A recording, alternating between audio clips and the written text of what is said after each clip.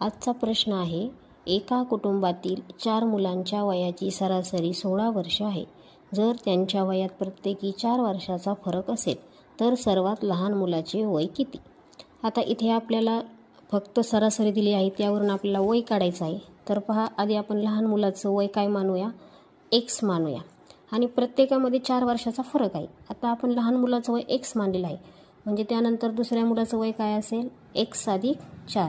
त्याच्यानंतर परत 4 वर्षाचा फरक म्हणजेच x अधिक 8. आणि 4 नंबरचा जो मुलगा आहे त्याचं वय काय असेल? x अधिक 12. आता इथे आपल्याला सरासरी दिलेली आहे 16. आता आपल्याला 4ही मुलांचं एकूण वय काढायचं आहे. एकूण वय बरोबर काय आहे? तर पहा, 16 ही सरासरी आहे, मुले किती आहेत? 4. म्हणजे आपण यांचा गुणाकार करूया, म्हणजे एकूण वय किती झालं? तर 64. आता इथे आपण मांडून घेऊया समीकरण. तर समीकरण पहा,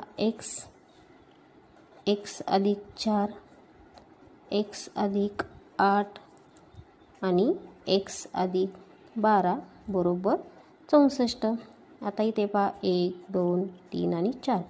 4x अधिक, आता यांची बेरीज करायची. 4 अधिक 8 12 आणि 12 आणि 12 24, म्हणजे 4x अधिक 24 बरोबर 64. आता पहा, 4x, आता हे 24 आपण तिकडे टाकूया. 4x बरोबर 64 वजा 24. वजाबाकी काय येणार? 4x बरोबर किती आले? 4 मधून 4 गेले 0 आणि 6 मधून 2 गेले, किती राहिले? 4. आता x बरोबर काय येणार पहा. तर आता आपल्याला x म्हणजेच काय काढायचं आहे? लहान मुलाचं वय काढायचं आहे, म्हणजेच 40 भागिले 4. आता इथे पहा, 4 1 4 आणि 4 0 0, म्हणजेच x बरोबर किती आलेलं आहे? 10. म्हणजेच आपण इथे लहान मुलाचं वय काढलेलं आहे, ते आलेलं आहे 10.